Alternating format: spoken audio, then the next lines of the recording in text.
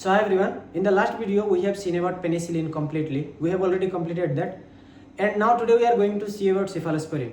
We will see the most important points about cephalosporin, nomenclature of cephalosporin, SAR of cephalosporin, and its most important points which are asked in different competitive exams also. And in the next video we will see about aminoglycosides. Okay, so please be connected with me. First of all, cephalosporin, there is no such difference between penicillin and cephalosporin, because in penicillin you will see a penam nucleus, but in the case of cephalosporin you will see cepham nucleus. What is that cepham nucleus? In cepham nucleus you will see a beta-lactam ring connected, with a 6-membered structure. That 6-membered structure is again having two heteroatoms. One is sulfur and another one is nitrogen. Okay, so what you can see is dihydrothiazine ring. Thia means presence of sulfur and azine means presence of aza means presence of nitrogen. Again, I told you in the heterocyclic structure nomenclature, IN means 6-membered structure. How many members total? 6 members. So 1, 2, 3, 4, 5, 6. 6-member structure connected, that is called dihydrothiazine, and is connected with a lactam ring. What is that? It is called lactam ring. So what is lactam? See, if you see C double bond O, that is called carboxyl group. If you see C double bond O along with another O, that is called ester. If you see a C O C, you will see that is called ether, and that is called again ester. And if you see a C double bond O connected with a nitrogen, that is called amide. What it is called? It is called amide group. And when this amide group is in cyclic structure, that is called, one second. When this amide group is connected in cyclic structure, that is called cyclic amide, and cyclic amide is called that lactam ring. So what is lactam? Lactam is a cyclic amide. Lactam is a cyclic amide, and the structure will be like this. In that C double bond O is connected, along with that one nitrogen is connected. So if it is open, that is called amide. If it is closed, that is called lactam. Okay, so up to this you are correct. Up to this it is clear or not? Now we are going to see the nomenclature of cephalosporin. So in the case of nomenclature, same as penicillin, you will see three different structures, three different processes will be there. Number one is called caste system, number two is called USP system, and number three is called cepham derivative. Okay, so what is caste system? That is called chemical abstract method. In that, already I told you the trick. See, S is in the last, so you will give it first priority whenever you will be naming. During numbering, you will give sulfur as first priority. In USP system, it is called US pharmacopoeia system. In that, you will give nitrogen as first priority. But in caste system, sulfur is given first priority. And in cepham derivative, that cepham ring I told you just now, that based on that it is named. I will show you how it is. Okay. So for example, take a structure of cephalosporin. What is that? First of all, it is lactam ring. It is connected with dihydrothiazine ring. Okay, so here you will see one ester group present. Here you will see one ester group present, and here you will see one carboxyl group present. What is that? Carboxyl group. You can write like this also, or you can write directly COOH. COOH. Okay, and again you will see at 7th position an amide group connected with carboxyl group, and it is connected with alkyl group. Okay, so what it is called? What it is called? Acyl amino group. What it is called? Acyl amino group. So numbering will start according to caste system. Numbering will start from sulfur. So 1, 2, 3, 4, 5, 6, 7, 8. Okay. Now see, at the 3rd position, what is this? This is ester group. It is a side chain, and in that ester group, what is this? 1. This carbon is 2. Okay, and this is from the cyclic structure ring. This is the 3rd position. So you will start numbering from third position. So how will you write 3? What is that? What is that? It is 1, 2 carbon are there, so it is called acetoxy. Okay, it is called acetoxy. And again methyl group is present, so it is called acetoxy methyl. Okay, so 3 acetoxy methyl group, this group. And again if you see this one at 7th position, that is called acyl amino group. What is that? Acyl amino group. Okay, so in that you will start naming. So in that case, if we write according to caste system, at 7th position 7 acyl amino, then at 3rd position acetoxy methyl 3 acetoxy methyl, and then at 8th position 8 oxo, then at 5th position 5 aza, then at 1st position 1 thia, then at 4th position carboxylic acid group. But before mentioning that carboxylic acid, you have to mention how many cyclic structure already I mentioned. 2 cyclic structure fused, one is that A, another one is that B. So bicyclo, in one cycle how many members are there? 1 2 3 4. Then in other cycle how many member? 1 2, and in between bridge how many member? 0. So 4 2 0, bicyclo 4 2 0. Now total how many member? 1 2 3 4 5 6 7 8. 8 member are there, yes, in the main nucleus. So oct 3, see double bond is present here. So oct 3 in, or you can directly write 3 octene. Oct 3 in, or directly write 3 octene. Then at 4th position 4 carboxylic acid. 4 carboxylic acid. Okay, this is main important naming according to caste system. Yes, it is visible now. Okay, next thing is that we will see the SAR. So if we are going to see the SAR, before going to SAR I will tell you, in the case of USP system you will start numbering from nitrogen. So nitrogen will be given first priority, then that sulfur will be given last priority. So 1 2 3 4 5, like this you will see. So in that case numbering, should I write that one also? Okay, so this is the structure.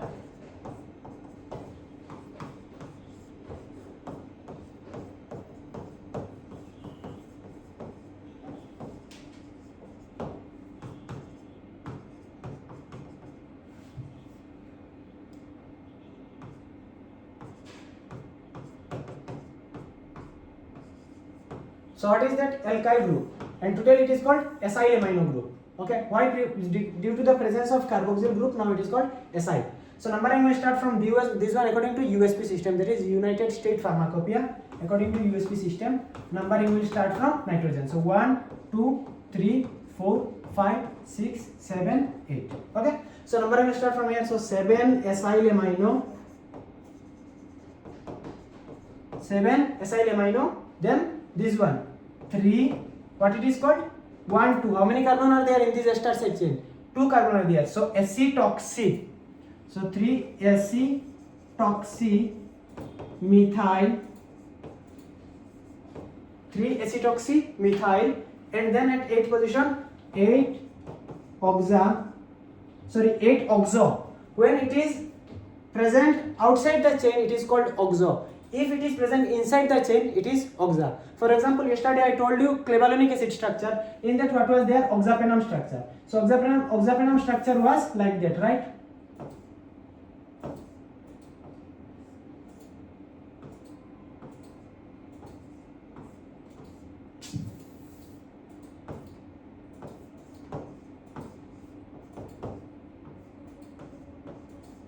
Like that, it was oxapenum structure.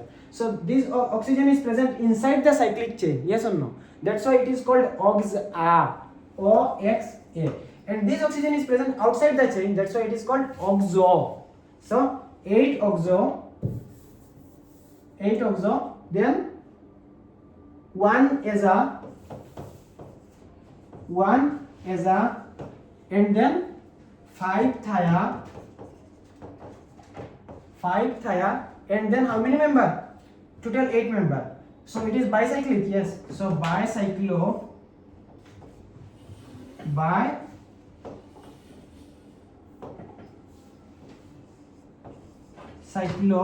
in bracket 4, 2, 0. So bicyclo 4, 2, 0. Then you can also say 3-octene, or you can say oct-3-ene. So oct-3-ene, and then, sorry, now it will be 2-ene because this double bond is present after second carbon. So oct-2-ene, then 2 carboxylic acid. Okay, and again, if you see it is CFAM derivative, in that case you will simply say 7-acyl amino,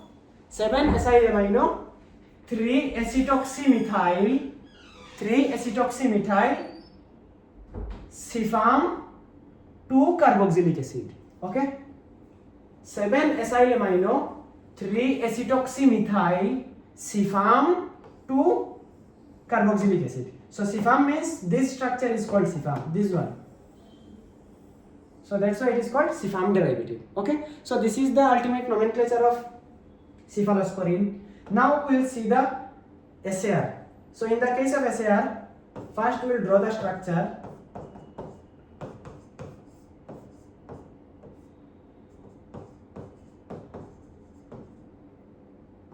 First we will draw the structure. After that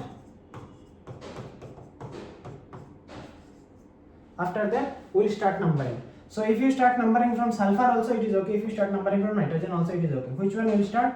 From sulfur will start. 1, 2, 3, 4, 5, 6, 7, 8. Okay, same as penicillin, because their mechanism of action is also similar as penicillin. Okay, it is important. So what is their mechanism of action actually? Penicillin binding protein is present on the cell wall of bacteria. Okay, so what will happen? When this penicillin or cephalosporin will go, it will bind to the penicillin binding protein, and when this penicillin binding protein will be binded to this one, what will happen? The glycosidic linkage will be inhibited. In that case, what will happen? The cell wall will be having neg and nem structure, so there will be a cross linking like this between neg and nem. So when this cephalosporin or penicillin will go and bind to the penicillin binding protein, it will inhibit the formation of this cross linking, that is glycosidic bond. So when this cross linking will be inhibited, ultimately cell wall synthesis will be inhibited, and when the cell wall synthesis is inhibited, then what will happen? Bacteria will easily die by bursting or collapsing due to the infusion of the body fluids inside the bacteria.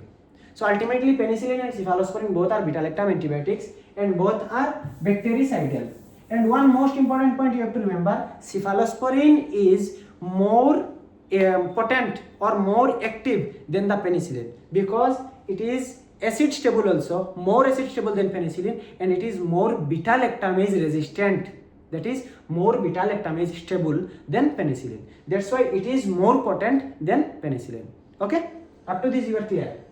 Now in that case, if we start from sulfur, the presence of sulfur is very important. Okay, this sulfur can be oxidized into oxo. Not oxo, that is called sulfone. This sulfur can be oxidized into sulfone, but in that case the activity will be reduced.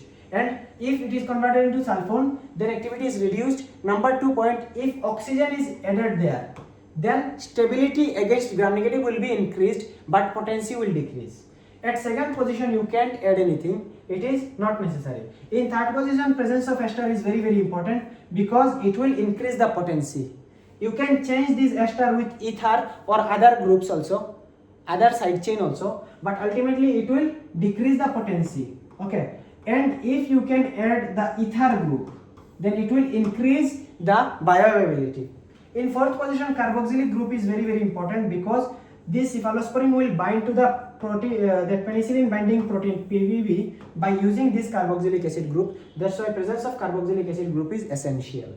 At fifth position, presence of nitrogen is very important. You can change the nitrogen. Once you will change the nitrogen, ultimately lactam ring will breakdown or lactam ring will be destroyed. Once the lactam ring is destroyed, the beta lactam activity will also be totally collapsed, and it will not show its antibiotic activity.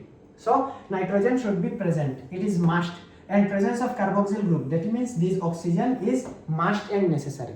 In the 7th position, this acyl amino side chain is very important because it increases the acid stability.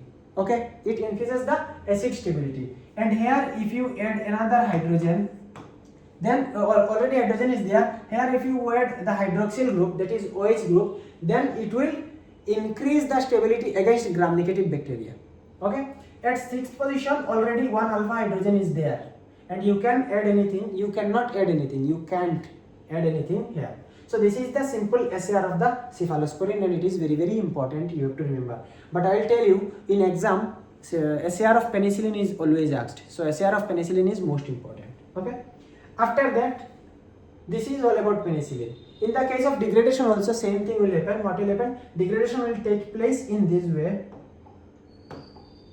First of all, one degradation will happen, one bond will break here and one bond will break here. So two bond will break, and this will be different atom, a different compound, and that will be different compound. So in this case you will see two different compound, and that degradation is not important for competitive exam also and for semester exam also. Up to SR it is very important. So today cephalosporin is completed. Next tomorrow we will see aminoglycoside. We will explain the mechanism of action of aminoglycoside, SR of aminoglycoside, and the structure. We will break down the structure properly, and aminoglycoside structure is little bit tough for students, but I will make it so much easier. Then once you will see it, you will never forget it. Take it as a note. Okay, thank you so much. If you feel like this video is supporting you to to clear your concept and to supporting your studies, then please do subscribe and share our videos. Okay, thank you so much.